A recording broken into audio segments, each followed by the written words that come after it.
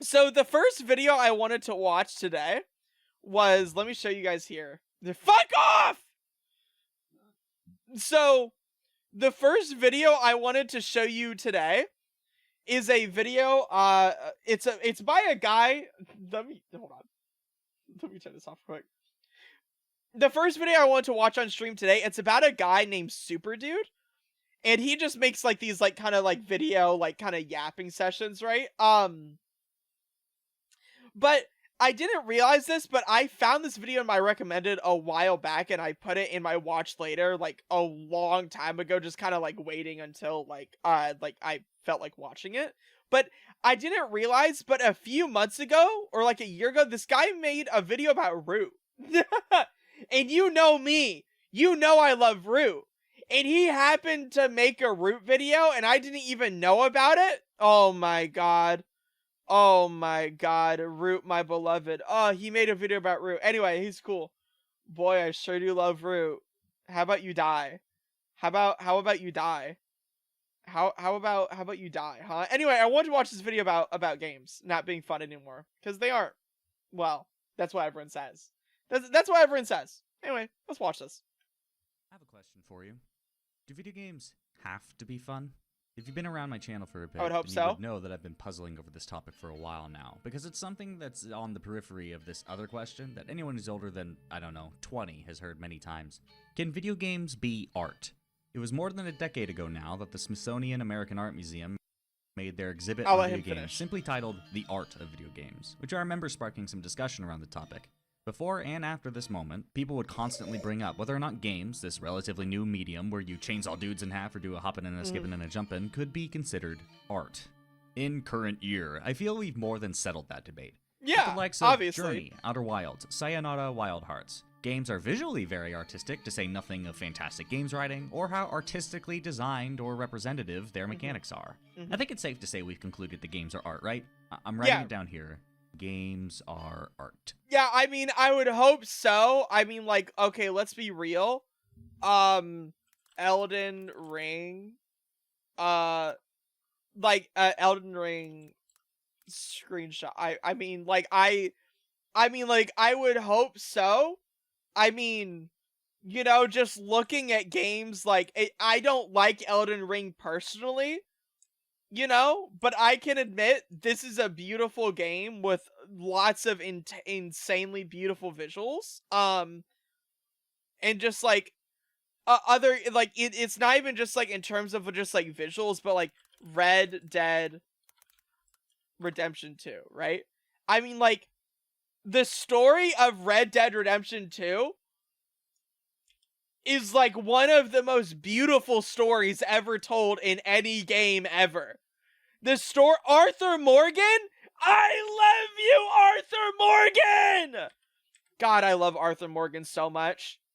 Oh, I love Arthur Morgan so much. I love you. The story of Red Dead Redemption 2 is one of the most beautiful stories ever. Red Dead Redemption 1 as well, but more so Red Dead Redemption 2. In my opinion, I think it has a way better story. If you disagree with this, I encourage you to argue amongst yourselves in the comments, but I don't think this is a hot take, so I'm rolling with it. Yeah, it's Here's the thing about art, though. I would hope not. Sometimes it's upsetting. Schindler's List, Threnody for the Victims of Hiroshima. This piece by Francisco Goya found after his death, which others have named Saturn Devouring His Son. Pink Floyd's The Wall. At the risk of making my beloved. Pink Floyd, my beloved. Saturn Devouring His Son. Pink Floyd's There were things on the wall I feel like YouTube would demonetize. Wall.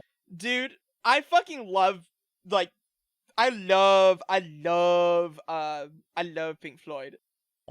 At the risk of making an insane blanket statement that is in no way accurate, because this is an infamously hard thing to pin down, if art, in its verb form, art is process, not the art object, is principally a form of expression, then what it can express can be as varied in form and emotion as anything else we experience. It could be happy, sure, but also sad, angry, remorseful, experience. It could be happy, sure, but also sad. What game is... Signalis? One of my friends, Piper, played that recently. I need to ask him if he liked it. I like that. That looks cool. That, like, art style? Angry, remorseful, existential, or even things outside of emotion, like technical achievement, performance, an invitation to a shared experience, you name it. And if we've already accepted that video games are art, then the next logical step is to say that video games don't have to be entertaining. Now, it's perfectly possible that you still find something entertaining within the game, even if it wasn't the intent, but what I'm talking about here are games whose primary goal isn't entertainment, but to coax some other emotion out of you. Ways that mechanics and the various Is anyone hearing an echo? Is there an echo? aspects of game feel and interact to evoke a type of experience, which doesn't equate to fun. The natural boredom of walking through Breath of the Wild invites you to contemplate nature and consider the dual realities of everything you've cared about being destroyed by time, but also the land healed, and so did its people. Any horror game's goal is to raise your adrenaline. Okay, so like I was never a big fan of Breath of the Wild, and like I know that Breath of the Wild is a good video game. I understand that Breath of the Wild is a good video game. I was just never a big fan of it. What I was a big fan of is just Skyrim. Like, Skyrim is...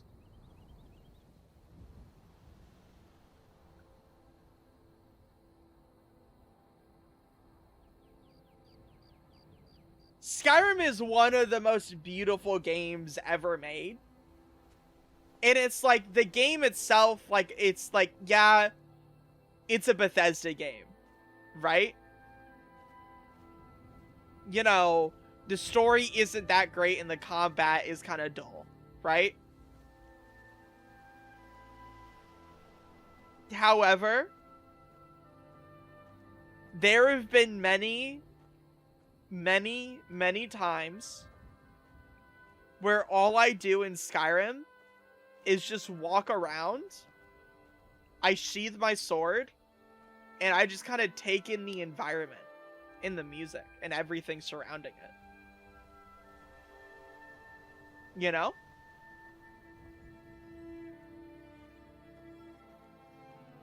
There's just something so beautiful about Skyrim and its soundtrack. And something so relaxing about it. And like I said, I understand its faults, but I think Skyrim, they could never make me hate you. They could never make me hate you, Skyrim. I listen to the Skyrim soundtrack almost every night when I go to bed. Like, I listen to, like, playlists that just, like, play the music over and over and over. And it's just something that's just so calming and just nice. I don't know, this game is beautiful. Arctic shock from what would in reality be a very... Is that the bite of 87? ...negative experience. And Papers, Please's stress of paperwork and a choking bureaucracy which breaks people under its weight, from the immigrants and refugees to you and your family. These are all games and genres that I have spoken about in the past, partially because of the emotions... Crying when this happened, not Dom. Well, poor Dom, bro. I would like to see more games that move me to tears or force me to reflect on myself like these do, because there is more to any art form than just raw escapism or entertainment. Not that there's anything wrong with that, of course. But before we get out of ourselves, let's start at the beginning, for me at least, where a virtual video game tour and its curator first asked me this question, and I've been thinking about it ever since. I know what game this is. It's the lamppost, right? Or yeah, beginner's guide. Let's talk about the beginner's guide. It's the one with the lamppost. The beginner's guide is about Davey Wreden, the original mind and developer behind the Stanley Parable. But the beginner's guide is also crucially about another person. Davey narrates the game to you as you walk through disparate levels, each made by this other game designer Davey knew as a younger man by the name of Coda. Yeah, I remember I didn't play this game, but I watched someone play it, and I think it was Sips from the Sips Co. The fucking Sips Co. of I can't remember their name.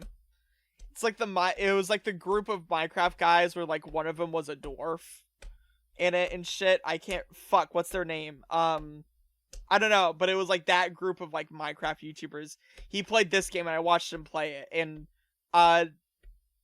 this was a good game. It's not more of a game, it's more just like an experience, because you just walk through and listen to someone talk to you, and that's about it. And I think there's maybe light puzzles at best. We walk through these games, which could be more accurately described as prototypes or roughed out ideas on some subject, whether that be prisons, the question, do games need to be playable, and Coda's feelings of inadequacy. Through all of this, Davey is right there with us, narrating the game and its design, and what insights they give us into Coda's psychology. Looking into Coda's works, perhaps we can learn something about them and maybe even somehow reach out to them in doing this.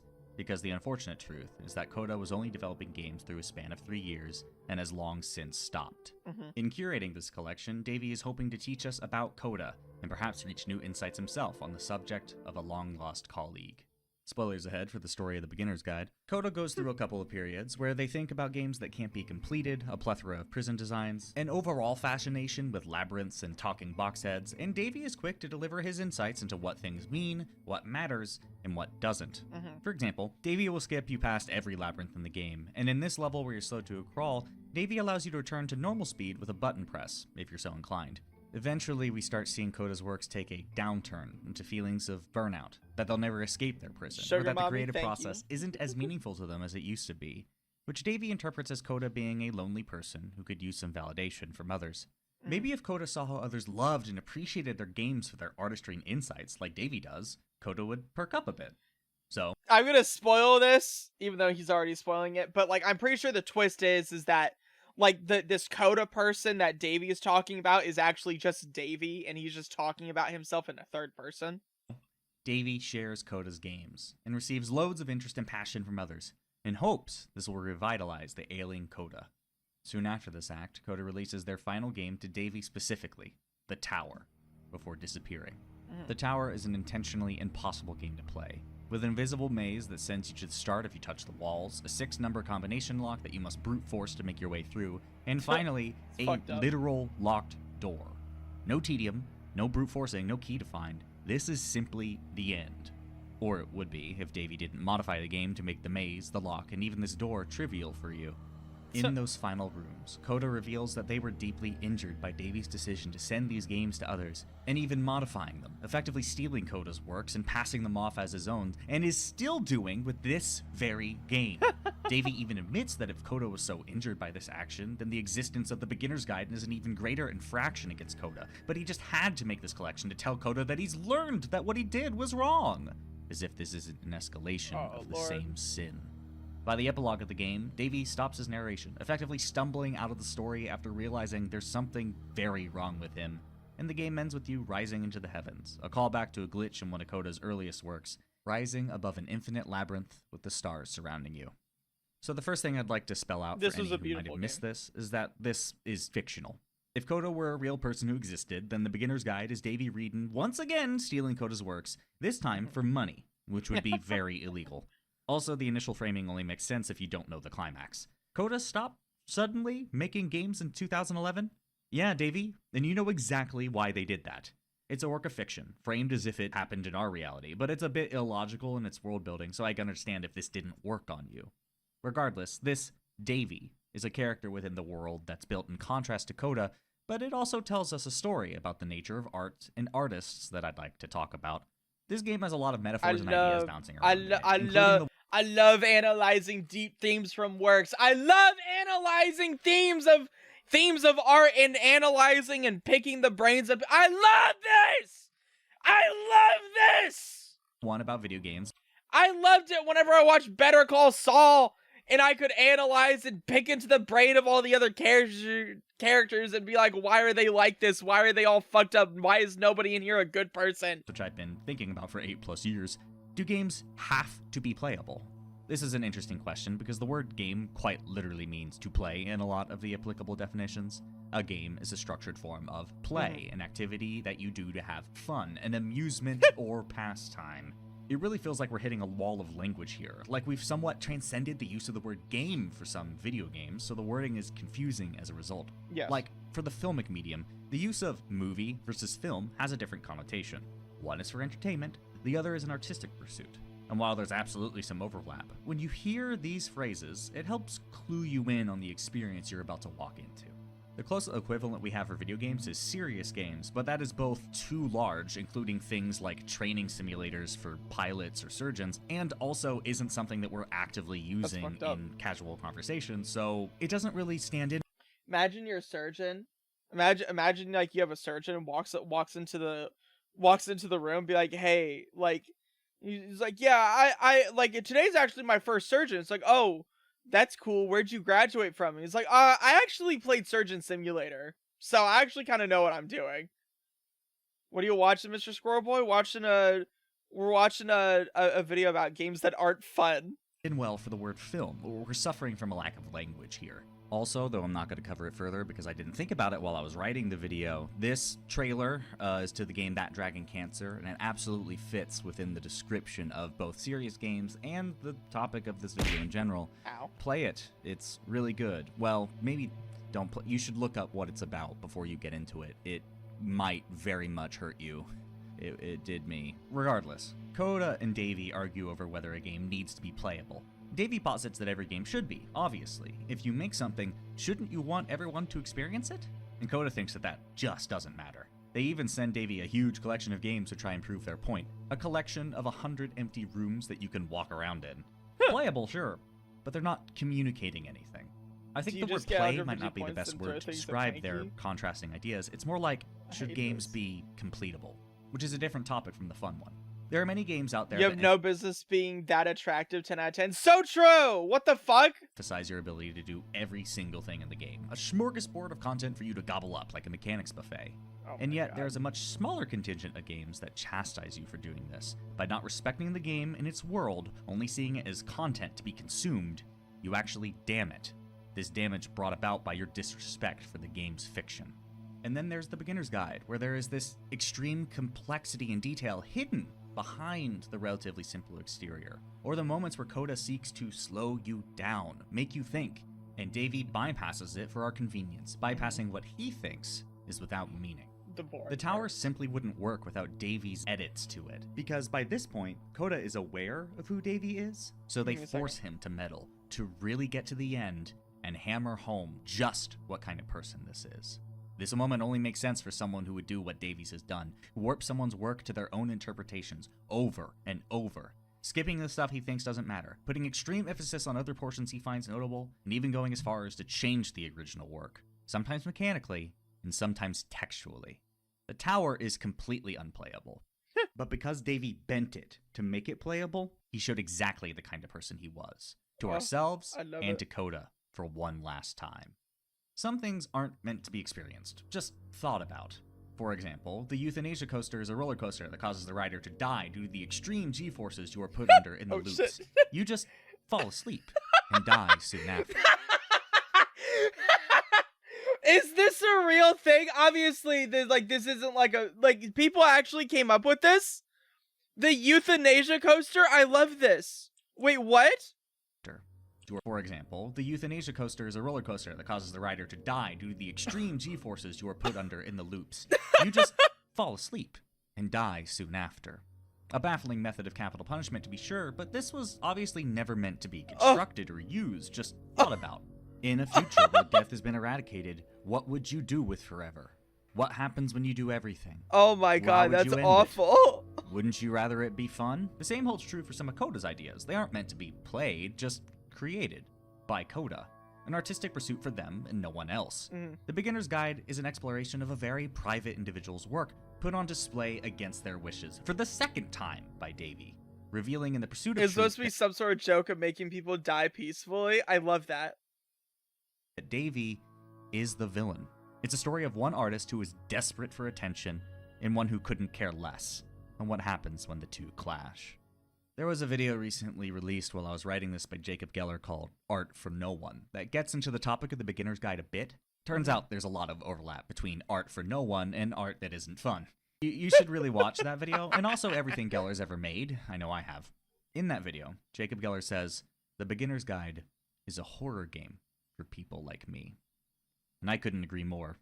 Earlier, I hinted at art's multifaceted definitions. There is art as process, the creation of art. But there's also the finished art object, which we also Celeste, call art. my beloved, I love you!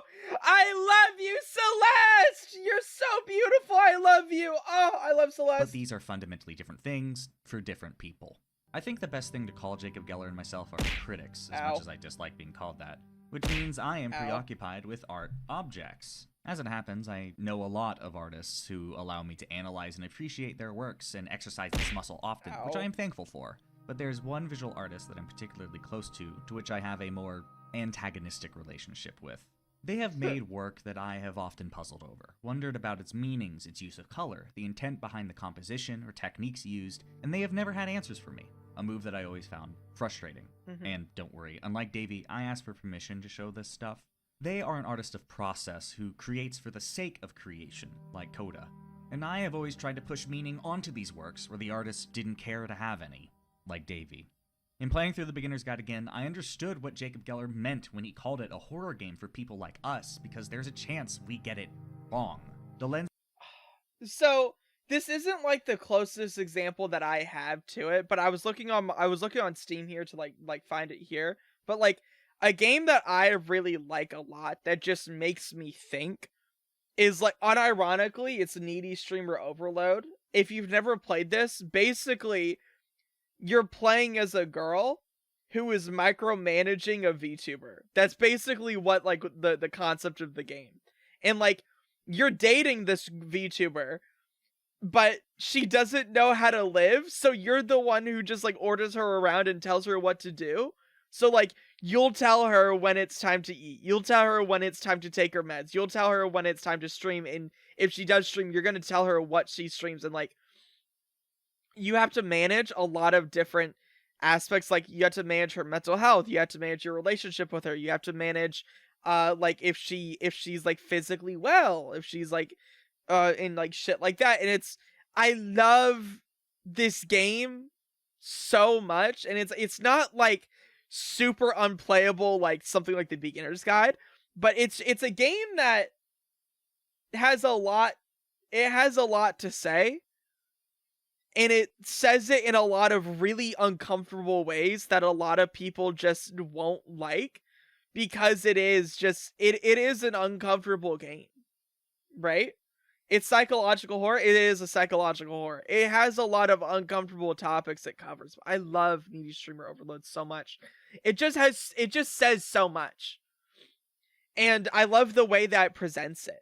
It presents it in such a unique way that it's like, oh, I love art!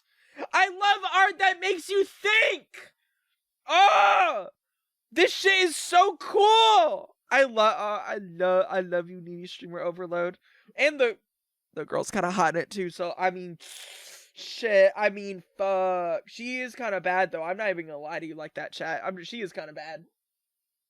Through which I view or discuss art, what I share with you people. It could be wrong, or even harm the original work or its creator in my view of it. What happens if I make a mistake? What happens if I make some art worse by telling you about it? Is it wrong to look for meaning where none was intended? Warping the original work to my vision and warping yours in the process? There are no answers to these questions because they are all mistakes. And being human, I'm going to make them, and I'm going to make more of them. But does that mean your art because you make me think? How did I get here? Oh my god. Make it feel any Brother's better. trying to riz me I want up. to specify again that this is a fictional tale, and Davey is playing a character of himself here. But the story likely exists to help Davey process his feelings after the success of the Stanley Parable, a massive game to this day that likely garnered him tons of praise. For a certain type of person, that could have been a drug. And this game was probably trying to explain that desire, that negative trait of his, to constantly chase that and put a voice to it. Or maybe not. As a Beginner's Guide is a game about someone psychoanalyzing an artist through their art and coming to the wrong conclusions, perhaps I should learn from that and not make the same mistakes. For Davey or my friend. The Beginner's Guide exists not to be a fun experience, but a compelling one. To tell a narrative that the player is moved by, either through that narrative or any of the vignettes of design we see throughout the game. It exists to make the player think, but there is another type of not-so-fun game that exists to cause pain. We all know what I'm talking about with this. The diverse catalog of Soulsborne games from From Software fit the bill, but that's just one genre. GTFO, Darkest Dungeon, Celeste, Project Zomboid. These are all games where the goal of the designer is to make you fail, but not fail in a way where the failing is a joke, like Surgeon Simulator or Cruelty Squad, which is a subject I've covered previously on my Patreon. Not Cruelty Failing Squad. isn't funny here. It's either a minor bump of the road before you're set back on the path, but more often, it's a painful, agonizing... I want to show this on stream. Someone said it makes them think of Beksinski. It's... Hold on, let me pull it up here. this is what this person's talking about, by the way, Beksinski. I love this art. I've never seen them before, but I love this. I love this art. Oh my god, this is beautiful. I always love hopeless, just like a hopeless art of like someone who's, for lack of a better word, stuck in their own turmoil a lot.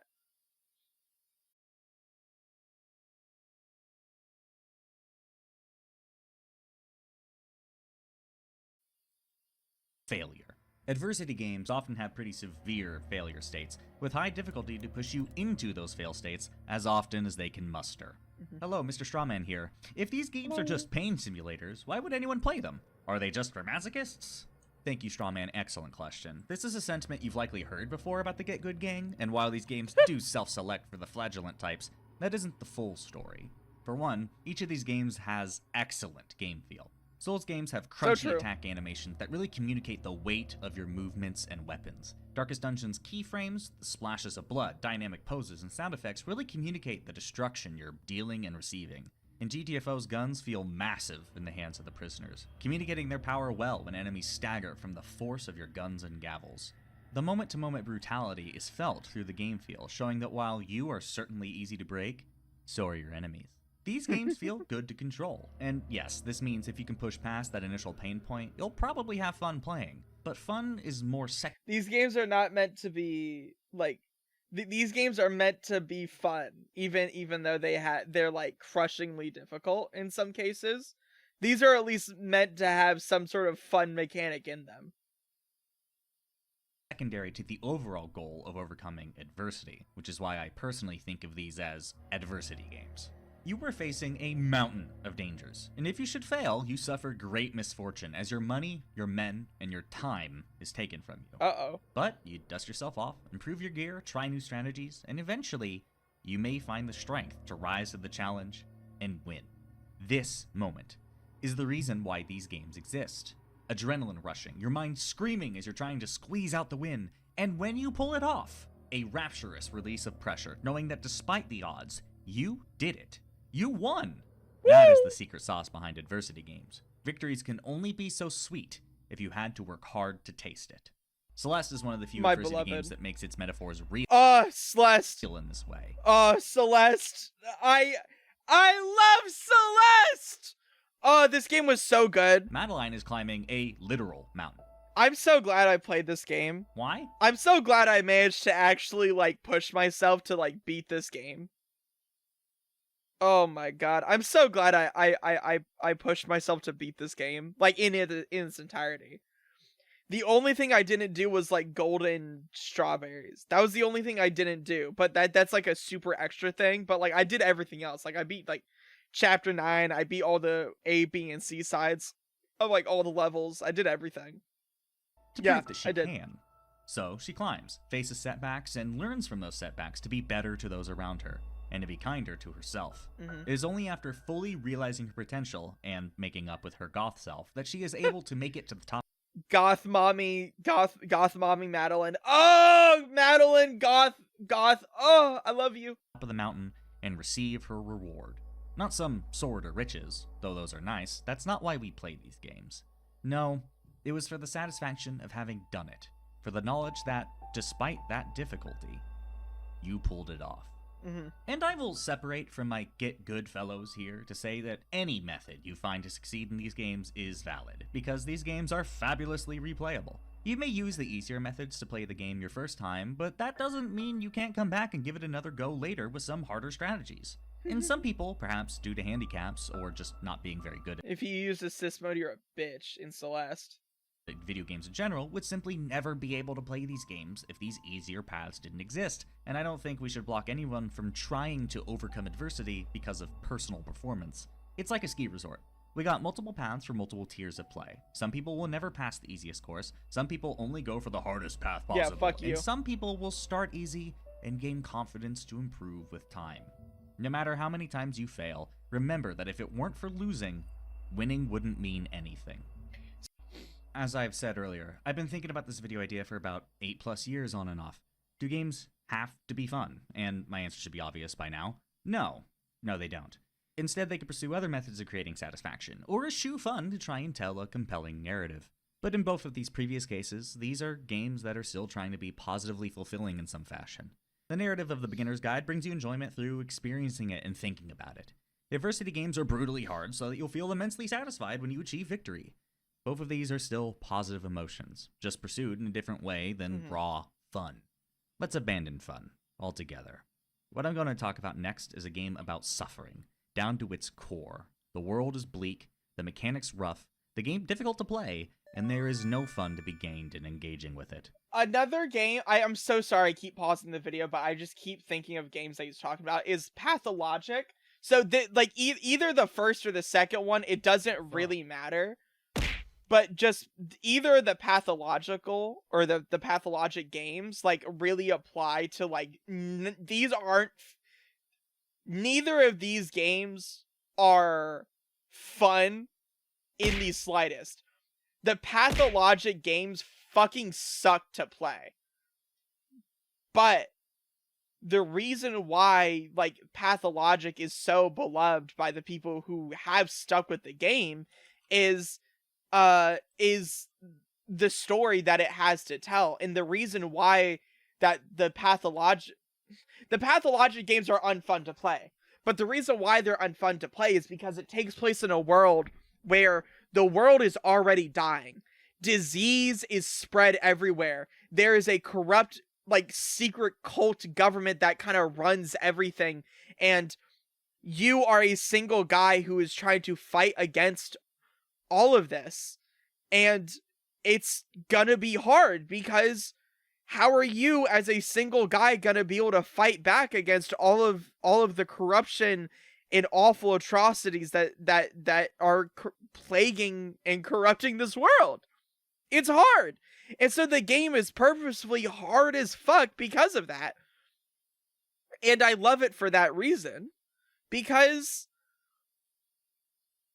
it puts you in the shoes of these characters so well. Now, they're not fun at all, but it's a great game because of that. Like, the unfunness of a game can add to the story and, like, the meaning. Through complete misery of both mechanics and narrative, this game wants to show you something about what it means to live through war. Content warning ahead for war talk and various war imagery across film and video games. This War of Mine is a survival game developed by Polish game dev company 11-Bit Studios, though you may also know them from their city sim survival game Frostpunk. Both of these games are critical darlings, but whereas we can kind of enjoy Frostpunk at a remove from its politics, kind of, there is no sparing that for this game. This War of Mine differentiates itself from almost all other war games coming out in its time for choosing who it wants to depict. Most war games, even today, choose to represent war as a fun time rather than as the serious undertaking it is. Call of Duty and Battlefield are standout examples, but even games that are anti-war, like Spec Ops: The Line. Hey, look! Divine Cat, look! He just said it! Rest in peace. Or the Metal Gear series still show their politics through the eyes of a soldier, a capable and strong figure within the setting, at least in comparison to the common folk. This is what makes this War of Mine different. You are the common folk. Civilians caught in what remains of a city ruined by civil war. You play as anywhere from 1 to 4 people in a blown-out building, trying to survive and scrounge for supplies in any way they can. During the day, you manage your house, using crafting stations to build new items or produce materials needed to live, like food, medicine, perhaps bandages, comforts like moonshine and cigarettes, and tools for finding more items like lockpicks, crowbars, or knives. At night, a single person ventures into the city to scavenge for more supplies, whether they be building materials, food or water, or weapons. This War of Mine is a pretty sparse survival game in terms of its systems. It's really just an inventory manager and timers, with a stealth combat system which you really don't want to interact with more than you need to. It's very mechanics light, but it makes up for that with the sheer personality its characters display. Each character has a pertinent skill that defines their role in your survival plan, giving you a mechanical reason to identify with them. As an example, Bruno here is a good cook, meaning he makes any edible consumables with less resources. Marco has greater inventory capacity than anyone else, and Pavle is fast. Marco becomes my central scavenger due to his inventory capacity, and Bruno is a godsend, allowing me to stretch all of my resources further by being more efficient with their use. And Pavle, well, he's here when I need him. These two are central to my survival strategy, which means if anything just fall happens at to them, shelter. I am severely screwed. These are the mechanical pressures that get you to care about these characters, which the game leans into hard. There's a bio attached to the characters that tells you their life story up until this point, right beside their face. And because we humans are wired to identify faces out of anything, you cannot help but connect with this person. The game is begging you to identify with them and see their humanity, which makes the nighttime decisions only harder. Every time you go out to scavenge in the night, you are presented with moral choices, over fighting your fellows to survive or sifting through the rubble to find what you need to eke out one more day. I spent many days fighting off sickness from Pavle, pushing characters to the brink of exhaustion in an effort to gain any sort of stability, only for them to crack from a lack of sleep. I would be raided by other survivors, taking our stuff and injuring Bruno in the process, something that would happen multiple times. As Bruno's wounds worsened, I would ask him to make food for everyone else as his character cried out about his blood loss, Marco constantly searching for bandages and medicine until he couldn't stay up any longer, and I was forced to send Pavle out, with no one awake back home, increasing the chances of a raid even Foxy, further. it's fine, they can yap. While this war of mine may be very sparse mechanically, it excels at producing stories, because you can't help but see the people you're playing as people. As my situation grew worse and worse, I often took note of that far-off home where an elderly couple lived. It would be so easy to steal from them, but I didn't. I wouldn't. I wouldn't hurt someone else for my own gain, until that day came. Oh no. Everyone was tired or wounded. I had no way to defend myself. I couldn't just go out and pick a fight with anyone, so I did it. I stole from that elderly couple. Oh no. I left a lot behind, and I left the bandages for his wife in case they were needed, but it felt awful. I felt awful. And Bruno did right along with me. This war of mine drenches all of its decisions in this type of context. If we were playing this game like a RimWorld, then sure, we could ruthlessly set about our survival as efficiently as possible. Many colony simulators push you to deny the humanity of your subjects in this effort of producing the most efficient base. But this war of mine does not let you make that decision. Each person you face can be either a fellow survivor or a soldier, and the soldiers have so much firepower that facing them takes exceptional amounts of preparation, and even that prep work comes with moral decisions. Do you steal from the defenseless? Do you kill a fellow survivor for their weapon? Or do you maintain your morals? Because if you do that, you will quickly run out of those moral options before you find yourself at the business end of multiple soldiers and their guns. Morality is a pretty big part of this game's decision-making. Survival is a lot easier if you hurt others, but why would you do that? Your characters are fully human, they have a face, a name, and a bio telling you all about them. Would you not extend that same courtesy to others? Or do you even have a choice, given that you're injured and your two partners are sick and hungry themselves, so if you don't find them some food and medicine, they will die, so now there's no other option. It's do or die, now. Maybe it's more accurate to say that this war of mine doesn't represent morality, but morality versus reality in wartime. It presents you with a moral choice, but with a razor-thin margin, too little time, and too many avenues to explore when it comes to survival, you will soon find those avenues drying up, and you must choose between your life or someone else's. All of this is meant to communicate. Now, I love the way he's presenting this game, but this sounds like the most unfun thing that he's talked about yet in this entire video, and I know that's like kind of the point of this video is like unfun games that just aren't enjoyable, but this just sounds fucking awful to play.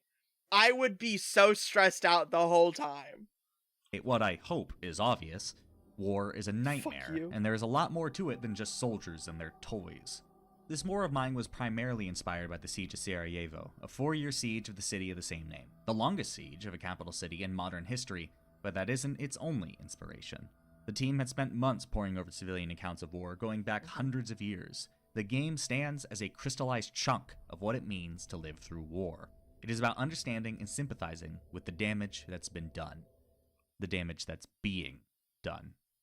Yikes. Look, let me come out and say, I've rewritten this portion of the video many times now in an attempt to not sound preachy, but it's hard for me to not sound preachy as an American because I have never experienced any of the sacrifices of war, only its fruits. So true. We know for a fact that our American government has stopped opposing governments from rising in the South Americas multiple times, and all of our greatest enemies lie across the Pacific and Atlantic, where any attack involving bodies would take hours to get here and be seen for miles. This is why missiles, nukes, and mutually assured destruction are about the only thing we culturally fear as Americans, but again, that's not war, That's global annihilation. The Yep. knowledge of war's consequences for the American citizen is so foreign to us that we've made media fantasizing about it. Like the British Empire before us with War of the Worlds, we've made disaster and action movies wondering about the destruction of the American way of life from Independence Day to 2012, watching what is essentially a horror movie for governments.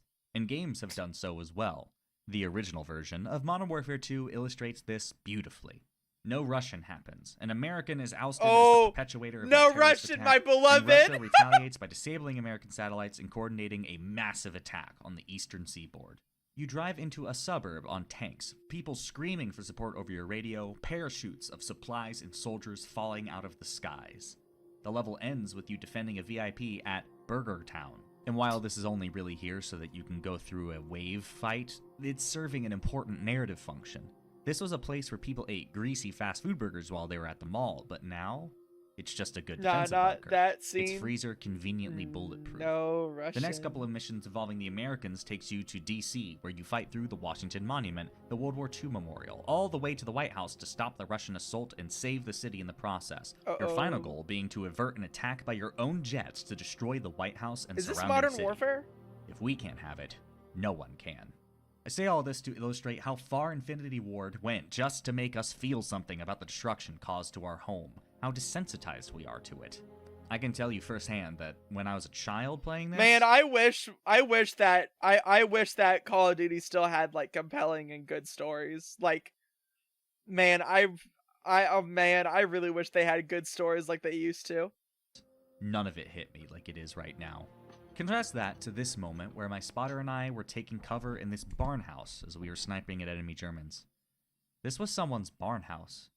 This was a field for growing wheat. Where is that farmer now? Dead. Are they also fighting the Germans?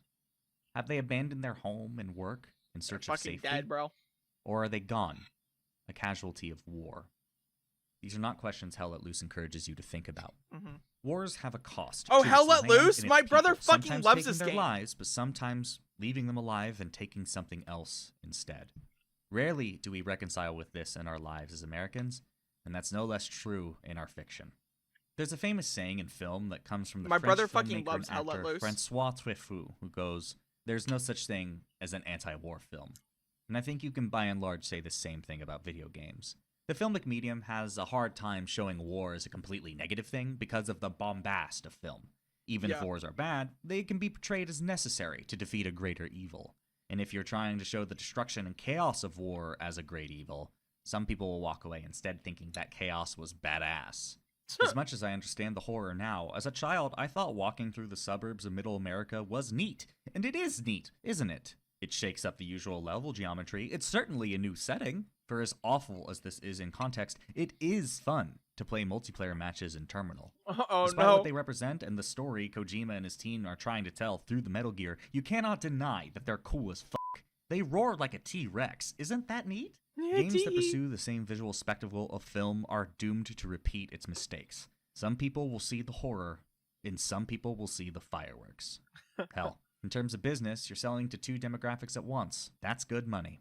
But this war of mine is different. This war of mine takes the position that no matter which side of the war you're sitting on, from the perspective of those caught in the middle, it makes no difference. It is a living hell, and one where despite the ideologies of either side, who is right and wrong, to the civilians it's just hunger, suffering, and death. There is no joy to be found here, not for the civilians, and not in the mechanics, and not for you playing it. If there was ever such a thing as an anti-war video game, let alone anti-war anything, it is this war of mine, through and through. A grueling, upsetting, tense, and honestly, sometimes boring game to play. I can see and that's that. about how war deserves to be represented. No matter how you slice it, this war of mine is an upsetting game, mechanically and narratively, producing an experience that is just meant. Hey guys, isn't it so cool that all of the wars in history, the good guys have won? Isn't that so crazy that all of the wars that have been won in history, it was the good guys that won? Oh my god, chat. Oh my gosh, chat. That's so crazy. I can't believe only the good guys have won wars in history. Oh my gosh. Meant to agonize you, in the hopes of making you see what the true cost of war is. Not the fiscal cost, not the cost of each bomb dropped or I bullet can't fired, believe it. but the human one. The innocent lives endangered by conflict, and how human they all are, just like you or me. In this case, it's not that video games don't have to be fun, but perhaps they shouldn't be fun. The impact of their stories are stronger for the suffering you felt experiencing them. If games are art, then sometimes they exist to communicate other things than just raw fun. Either getting fun through adversity, or prioritizing a different emotion, or even just trying to be painful to prove a point. I hope this video has proven useful in broadening horizons if this wasn't something you believed already. Sometimes a game isn't fun, and that actually makes it better. When playing a game, especially an indie project or something more artful, try to keep that in mind if you're not having a traditionally good time. Maybe that's exactly the point. I am Super Dude. Thank you for watching. War topics are always great in games when they're done right. Yeah, I mean, like, as long as like a game has like something to say, as long as the game has just like something to say, I mean, like, usually I can fuck with it. You know, I just like things that make me think, you know? Things that have like much deeper meanings for me to be able to analyze and like go like fucking like English, like fucking like lit class on it, where it's like, all right, why are the lights blue in this scene, you know? Why is it like this? Why is it like, you know, like why is bullshit like this, right?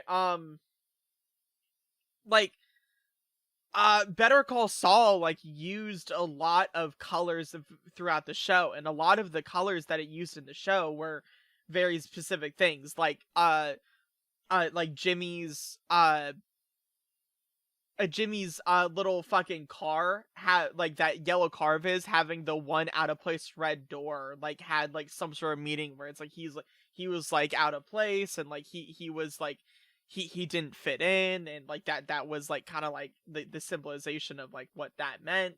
And the red is like supposed to be kind of like the anger representing that. And it's like Vince Gilligan uses just like generally like a lot of colors in his show as like metaphors for how characters are feeling and stuff like that. And it's like, I love stuff like that. I love stuff like that. I think stuff like that's so cool. Ah!